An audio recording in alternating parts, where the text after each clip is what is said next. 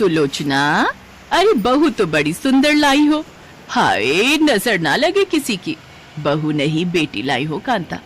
मेरी बड़ी इच्छा थी कि मेरी भी एक बेटी हो जिसका साज श्रृंगार मैं अपने हाथों से करूं। देर से ही सही, पर मेरी ये इच्छा आखिरकार पूरी हो गई। ये कहते हुए सुलोचना ने अपनी नई नवेली बहू रश्मि के सिर पर बड़े ही प्यार से हाथ फेरा। सुलोचना का एक ही बेटा था वरुण, जिसने रश्मि से लव मैरिज की थी। वरुण और रश्मि एक ही ऑफिस में काम करते थे। रश्मि को देखते ही वो उसका दीवाना हो गया था, क्योंकि रश्मि देखने में बहुत ही खूबसूरत थी। इसके अलावा उसे ड्रेसिंग सेंस भी बहुत ही अच्छा था। सुलोचना को भी रश्मि पहली ही नजर में भा गई और अब रश्मि को अपनी बहू बनाकर वो फूली नहीं समा रही थी। रश्मि, उठ जा बेटा, वरना ऑफिस के लिए लेट हो जाएगी। चल जल्दी से वरुण को लेके बाहर आ जा, मैंने नाश्ता तैयार कर दिया है। ओफो, ये तुम्हारी माँ भी ना वरुण, ये हर सुबह ऐसे ही हल्ला मचाने वाली है क्या? उफ, कभी कभी तो मैं कंफ्यूज हो जाती हूँ कि मैंने तुमसे शादी की है कि तुम्हारी मम्मी से। कभी मेरा पीछा ही नहीं छोड़ती। तुम भी ना रश्मि, अरे लड़कियों का सपना होता है ऐसी सास पाने का, और एक तुम हो। सच कहूँ तो मुझे तो जलन होने लगी है तुमसे। इस घर में मुझसे ज्यादा डिमांड तो तुम्हारी है भाई। अब मैं इतनी खूबसूरत हूँ तो इसमें भी मेरा ही कसूर है क्या? रश्मि और वरुण आपस में बातें कर ही रहे थे कि तभी सुलोचना ने फिर से रश्मि को आवाज देना शुरू कर दिया। रश्मि को आखिरकार बिस्तर छोड़ना ही पड़ा। सुलोचना रश्मि को अपनी बेटी की तरह प्यार करती थी, लेकिन रश्मि के लिए सुलोचना बस उसकी सास ही थी। उससे सुलोचना का प्यार ज्यादा रास नहीं आता था। रश्मि बेटा, जरा देखो तो, मैंने तेरे लिए ये फेस पैक बनाया है। इसमें सारी घर की और शुद्ध चीजें डाली है मैंने।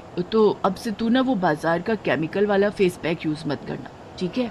और रोज इसे अपने चेहरे पर लगाना, फिर देखना तेरी स्किन बिना मेकअप के ही ग्लो करेगी। ओ प्लीज मम्मी जी, मैं जो भी प्रोडक्ट यूज करती हूँ वो टॉप ब्रांड होते हैं और उनके सामने आपके देसी नुस्खे किसी काम के नहीं, तो प्लीज आप रहने ही दीजिए। नहीं बेटा, तुम ध्यान से देखो, इस उम्र में भी मेरी स्किन कितनी अच्छी है और ये इसी पैक का कमाल है। मेरी उम्र तक भी जवान दिखना है तो तू भी इसे लगा ही कर। आपकी जवानी आपको मुबारक हो मम्मी जी। मुझे क्या यूज करना है और क्या नहीं ये मैं ही तय करूंगी, ठीक है ना? इतना कहकर रश्मि वहां से चली जाती है। सुलोचना को उसका व्यवहार अखरता तो है, लेकिन वो कुछ नहीं कहती। वो रश्मि के खाने पीने से लेकर उसके पूरे दिन के रूटीन का बहुत अच्छे से ख्याल रखती थी, लेकिन रश्मि को ये सब बहुत खटकता था। मम्मी जी इधर आइए जरा। क्या हुआ बेटा? ये मेरा टॉप, इसका क्या किया आपने? वो गलती से फट गया बेटा। गलती से? पर आप मेरे इस टॉप के साथ क्या कर रही थी? साफ साफ बताइए मुझे, ये आखिर फटा कैसे? अब जाने देना बेटा, फट गया तो फट गया। अब क्या दोबारा फाड़ कर बताऊं कि कैसे फटा? देखिए मम्मी जी, मैं आपकी इस एक्स्ट्रा केयर से ना अब तंग आ गई हूँ। आप प्लीज मेरी चीजों को हाथ मत लगाया कीजिए, समझी आप? ये कहकर रश्मि गुस्से में वहाँ से चली जाती है। आज तो बच गई सुलोचना। अगर इसे गलती से भी पता चल जाता कि मैं इसका टॉप पहनकर देख रही थी और उसी कोशिश में ये फट गया, तो ये तो पूरा घर ही सिर पर उठा लेती। सुलोचना को हमेशा से खूबसूरत दिखना, मेकअप करना और फैशनेबल कपड़े पहनने का बहुत शौक था, लेकिन घर गृहस्थी और ससुराल की बंदिशों के चलते वो कभी अपने ये शौक पूरे नहीं कर सकी। और अब भी घर की बागडोर उसके हाथ में होने के बावजूद वो अपनी इच्छाएं सबके सामने जाहिर नहीं कर पाती। लेकिन उसे जब भी मौका मिलता तो वो रश्मि की चीजों को इस्तेमाल करके खुश हो लेती थी। हालांकि इस बारे में उसने कई बार रश्मि से बात करने की कोशिश भी की, लेकिन रश्मि ने उस पर कभी ध्यान नहीं दिया। फिर एक दिन, आह बचाओ रश्मि। आंटी जी, ये सब कैसे हो गया? कुछ नहीं बेटा, वो पैर स्लिप हो गया था मेरा। सुलोचना की बात सुनकर पास ही खड़ी रश्मि उसे घूरने लगती है। ऐसे क्यों घूर रही हो? सच ही तो कह रही हूँ मैं। क्या हुआ रश्मि? एक तो आंटी जी को चोट लगी है और तुम गुस्सा हो रही हो। गुस्सा नहीं हो तो क्या करूँ? मैं तो सच में तंग आ गई हूँ इनसे। ये सरासर झूठ बोल रही है तुमसे। ये चोट इन्हें इसलिए लगी है क्योंकि ये मेरी हील्स पहनकर कमरे में मॉडलिंग कर रही थी। मेरी इतनी महंगी हील्स भी तोड़कर रख दी।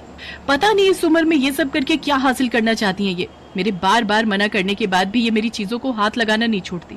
कभी मेरे कपड़े, कभी मेकअप, तो कभी जूते चप्पल, सब कुछ पहन कर देखना होता है इन्हें, वो भी चोरी छिपे। मम्मी जी अब बस, मेरी बात कान खोलकर सुन लीजिए आप। अब से आप मेरे कमरे में मेरे पीछे कदम भी नहीं रखेंगे। खैर, आपको बोलने का तो कोई फायदा है नहीं, तो अब से मैं अपना कमरा लॉक करके ही जाऊंगी।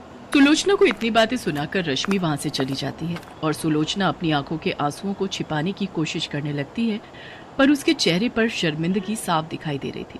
आंटी, आप परेशान मत हो। रश्मि बस थोड़ा जल्दी गुस्सा हो जाती है, पर वो मन की बुरी नहीं है। नहीं बेटा, गलती मेरी ही है। मुझे अपनी उम्र देखकर शौक रखने चाहिए, पर मैं भी क्या करूं? जब उम्र थी तब किसी से कह न सकी, और अब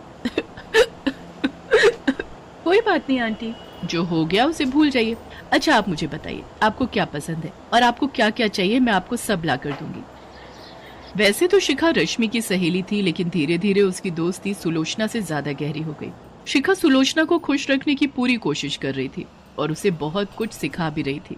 हेलो आंटी जी, मुझे एक अपकमिंग मॉडलिंग कंपटीशन के बारे में पता लगा है। अच्छी बात यह है कि इसमें हिस्सा लेने की कोई एज लिमिट नहीं है। अच्छा, लेकिन बेटा मैं कैसे? ओहो आंटी जी, अब कुछ मत सोचिए और खुलकर जी लीजिए अपनी जिंदगी। पर बेटा, रश्मि को जब पता लगेगा तो वो तो बहुत ही गुस्सा हो जाएगी। वो सब आप मुझ पर छोड़ दीजिए, मैं समझा लूंगी उसे। मैं आपके नाम से रजिस्ट्रेशन फॉर्म भर रही हूँ, बस आपको यही बताना था। शिखा सुलोचना को कंपटीशन के लिए तैयार करने लगी। वो हर रोज रश्मि के ऑफिस जाने के बाद सुलोचना से मिलने आने लगी और उसे मेकअप करना, रैंप वॉक करना, यहाँ तक कि इंग्लिश में बातें करना भी खूब अच्छे से सिखाने लगी।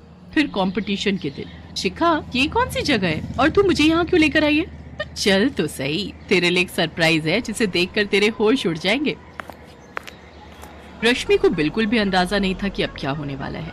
एक एक करके कई मॉडल स्टेज पर आई और चली गई, और फिर सुलोचना की बारी आई। सुलोचना के स्टेज पर आने से ठीक पहले शिखा ने अपने दोनों हाथों से रश्मि की आंखें बंद कर दी। अरे ये क्या कर रही है Shikha? And the next contestant is Mrs Sulochana Bhandari. Sulochana का नाम सुनते ही रश्मि शिखा का हाथ गुस्से से हटाती है और फिर, ये क्या बेहुदा मजाक है शिखा? मजाक? इसमें मजाक क्या है रश्मि? मेरी सास तो इस उम्र में सठिया गई है, लेकिन तुम्हें क्या हो गया है? ओह शट अप रश्मि, मुझे तो तेरी सोच पर शर्म आ रही है। तेरी सास ने हमेशा तुझे अपनी बेटी माना, तेरी हर बदतमीजी को नजरअंदाज किया। जानती है क्यों? क्योंकि वो तुझे नाराज नहीं करना चाहती। लेकिन बदले में तूने क्या किया? तूने तो एक बार भी ये जानने की कोशिश तक नहीं की कि आखिर वो चाहती क्या है, उनकी खुशी किसमें है। सॉरी टू से रश्मि, बट जो काम मैंने किया है असल में वो तुम्हें करना चाहिए था अपनी सास के लिए। रश्मि का सारा ध्यान शिखा की बातों पर था। उसने एक बार भी स्टेज पर खड़ी सुलोचना को देखा तक नहीं, और तभी स्टेज पर हुई एक अनाउंसमेंट ने शिखा और रश्मि दोनों का ध्यान खींचा। And the winner is contestant number 15, Mrs Sulochana Bhandari. Sulochana ने न सिर्फ उस मॉडलिंग कंपटीशन को जीता था, बल्कि उस दिन उसने रश्मि का दिल भी जीत लिया था। रश्मि ने जैसे ही सुलोचना को देखा तो उसे खुद ये महसूस हुआ कि वाकई उस दिन सुलोचना बहुत ही अट्रैक्टिव लग रही थी। इसके बाद शिखा रश्मि का हाथ पकड़कर उसे स्टेज पर लेकर गई, जहां सुलोचना को जीत की ट्रॉफी दी जा रही थी। रश्मि बेटा, मुझे माफ कर दे, इस सब के बारे में तुझे पहले बताने की मेरी हिम्मत नहीं हुई। अब तुम मुझसे गुस्सा तो नहीं है ना? नहीं माँ, मैं बहुत खुश हूँ और मुझे इस बात पर गर्व है कि आप मेरी माँ हो। इतना कहकर रश्मि रोते हुए सुलोचना के गले लग जाती है। इसी बीच एक आदमी उन दोनों के पास आकर कहता है, Sulochana ji, can we talk for a moment? Yes of course young man. Actually ma'am, हम मॉडलिंग एजेंसी से हैं। हमें मदर फिगर के लिए एक नए फेस की जरूरत है, जिसके लिए आप एकदम परफेक्ट हैं। No sorry, but I don't think that I can do this. क्यों नहीं माँ? आप जब इतना कुछ कर सकती हो तो इससे आगे भी बहुत कुछ कर सकती हो। Sir, can I please take your card? We will meet you at your place. अब सब कुछ बदल चुका था, रश्मि भी और सुलोचना भी, लेकिन ये बदलाव अच्छा था। रश्मि अब दिल से सुलोचना की बेटी बन चुकी थी और सुलोचना एक मॉडल।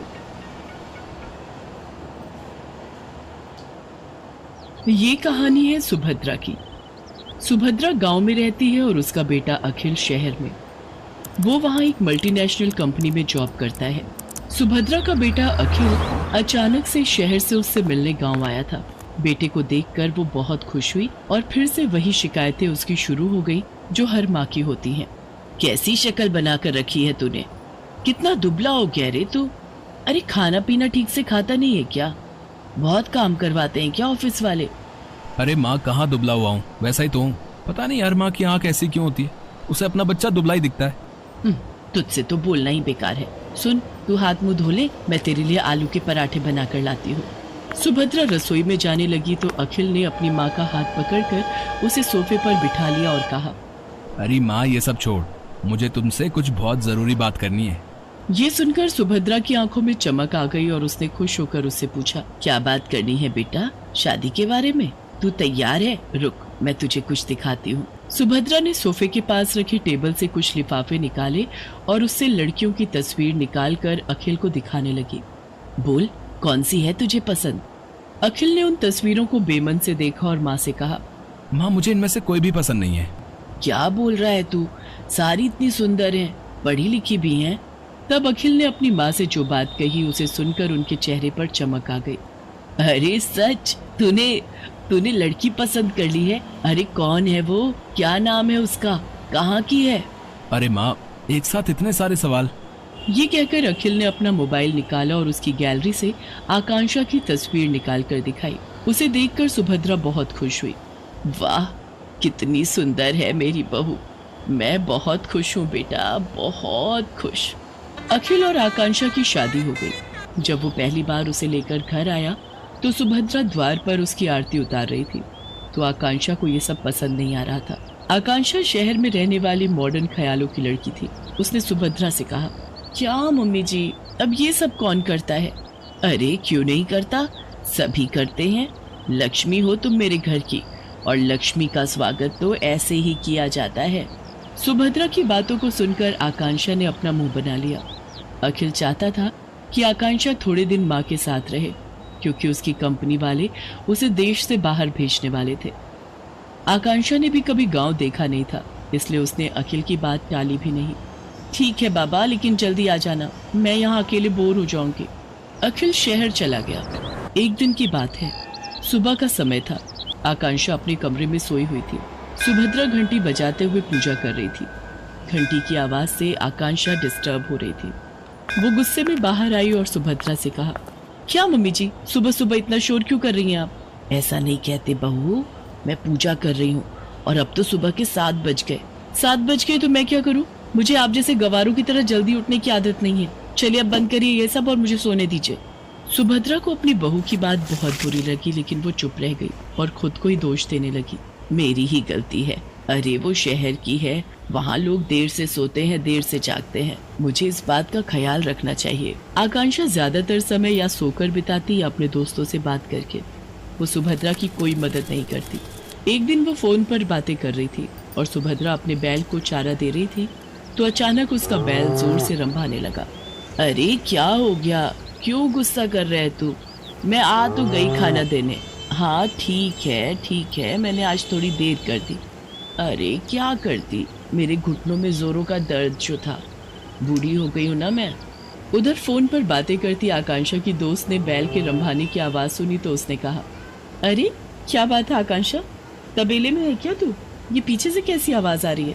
अरे गांव है ना ये, यहाँ तो गाय भैंस की आवाज आएगी ना, कोई डीजे तो बजेगा नहीं। अच्छा सुन, मैं तुझसे थोड़ी देर में बात करती हूँ। आकांक्षा ने फोन काटा और सीधे सुभद्रा के पास पहुंची। क्या मम्मी जी, आप लोगों को जरा भी तमीज नहीं है क्या? अरे मैं फोन पर बातें कर रही हूँ और आपका ये बैल शोर कर रहा है। अरे मेरी बेइज्जती होती है दोस्तों के सामने। आपको बड़ा मजा आता है ना मुझे तंग करने में। ये तुम कैसी बातें कर रही हो बहू, मैं भला तुम्हें क्यों तंग करूंगी? और जहाँ तक बात रही इसके रंभाने की, तो इसे भूख लगी थी। अब ये बेचारा हमारी तरह खाना तो मांग नहीं सकता, जानवर है ना। ये जानवर है, आप तो नहीं। कान खोलकर सुन लीजिए, जब मैं अपने दोस्तों से बात करूं तो इसे बाहर ले जाइए, नहीं तो मैं ये घर छोड़कर चली जाऊंगी। अरे नरक बना दिया है मेरा जीवन आप लोगों ने। सुप्रिया फिर से खामोश रह गई। एक दिन जब वो गोबर से घर का आंगन लीप रही थी तो आकांक्षा फिर से नाक बंद करके तमतमाती हुई बाहर आई और गुस्से में सुप्रिया से कहा, क्या है मम्मी जी, ये क्या है? पूरे घर में आपने बदबू फैला दी है। बहू गोबर है ये, पता है कितना पवित्र होता है, घर में कीटाणुओं को प्रवेश नहीं करने देता ये। अरे क्यों मेरे पीछे पड़ी हैं आप? नहीं चाहिए मुझे अपने घर में गोबर वोबर, जब मैं चली जाऊंगी तो करते रहना ये सब। बिल्कुल गवारों के बीच में छोड़कर गया ये अखिल। कंपनी वालों ने 2 महीने की ट्रेनिंग और बढ़ा दी उसकी। 2 महीने इस गांव को और झेलना पड़ेगा मुझे। सुप्रिया आकांक्षा की किसी बात का बुरा नहीं मानती, वो उसे बहुत प्यार करती थी। एक दिन की बात है, सुप्रिया ने आकांक्षा से कहा, बहू आज कुछ लोग तुम्हें देखने के लिए आ रहे हैं। वो क्या है ना कि ये लोग शादी में नहीं आ पाए थे मुझे देखने। अरे मैं क्या कोई नुमाइश की चीज हूँ जो मुझे देखने आ रहे हैं? सुनिए, उन लोगों को मना कर दीजिए, मुझे किसी से नहीं मिलना। आकांक्षा बार बार सुप्रिया का अपमान करती और बार बार उसे जली कटी सुनाती। लेकिन सुप्रिया अपनी बहू को कुछ नहीं कहती। उसे हमेशा यही लगता कि बहू शहर की है, वहाँ के तौर तरीके अलग होते हैं, उसे वो बदल नहीं सकती। एक बार की बात है, सुप्रिया कुछ दिनों से बहुत बीमार थी। उसका बुखार उतरने का नाम ही नहीं ले रहा था, लेकिन आकांक्षा को इन सब बातों से कोई फर्क नहीं पड़ता था। एक दिन आकांक्षा छत की बाउंड्री के पास खड़ी होकर अपने दोस्तों से बातें करते हुए और अपनी सास की शिकायत करके अभी फोन रखा ही था कि तभी न जाने कैसे उसका पैर फिसल गया और वो छत से नीचे गिर पड़ी। आह! आकांक्षा की आवाज सुनकर सुप्रिया भागी भागी बाहर आई। उसने देखा कि आकांक्षा जमीन पर गिरी तड़प रही है। बहू, बहू, अरे ये कैसे हो गया? आकांक्षा लहूलुहान हो गई थी। गांव में अस्पताल 4 किलोमीटर दूर था। सुप्रिया को समझ नहीं आ रहा था कि वो क्या करे। तभी उसे अपने बैल के रंभाने की आवाज आई। सुप्रिया ने अपने बैलों को तुरंत बैलगाड़ी में जोड़ा और अपनी बहू को उसमें डाला और खुद ही बैलगाड़ी चलाकर अस्पताल की ओर जाने लगी। जल्दी चल और जल्दी चल, मेरी बहू को जल्दी से अस्पताल पहुंचाना है। दोनों बैल पूरी तेज गति से भागने लगे। कुछ देर बाद ही वे सभी अस्पताल पहुंच गए। आकांक्षा की गंभीर हालत देखकर डॉक्टर ने उसे तुरंत एडमिट कर दिया और उसका इलाज शुरू कर दिया। कुछ देर बाद डॉक्टर ऑपरेशन थिएटर से बाहर आए। अब आपकी बहू की हालत में सुधार है। अगर आपने उसे लाने में जरा भी देर की होती तो कुछ भी हो सकता था। जब तक आकांक्षा अस्पताल में रही, सुप्रिया न रात को सोती न दिन को। वो सारा समय उसके सिरहाने बैठी रही, उसकी किसी भी जरूरत को तुरंत पूरा करती। आकांक्षा को पता लग गया था कि सुप्रिया किन परिस्थितियों में और कैसे उसे अस्पताल लेकर आई थी। उसे अपनी हर पुरानी बात आज याद आ रही थी और उसे पश्चाताप हो रहा था। माँ जी, मुझे माफ कर दीजिए। मैंने आपके साथ कितना बुरा किया, क्या नहीं कहा आपको, लेकिन आपने मेरी जान बचाने के लिए क्या कुछ नहीं किया। मेरी गलतियों के लिए माफ कर दीजिए। अरे कोई गलती नहीं की तूने, तू ठीक हो गई बहू, बस मेरे लिए यही सबसे बड़ी बात है। तभी आकांक्षा को बैल के रंभाने की आवाज आई। वो उस आवाज को सुनी रही थी। तभी पता है तू यहाँ बीमार है तो मेरे दोनों बैलों ने भी खाना पीना छोड़ दिया है। वो अस्पताल के बाहर ही खड़े रहते हैं। सच कहूँ तो वो ना होते तो पता नहीं मैं तुम्हें कैसे अस्पताल लेकर आती। सुप्रिया की बातों को सुनकर आकांक्षा की आंखों से झरझर कर आंसू निकलने लगे। वो बाहर निकली और बैलों को गले लगाकर उनसे भी माफी मांगी। आकांक्षा बदल गई थी। उसे गांव अच्छा लगने लगा था और सुप्रिया में तो उसकी जान बसने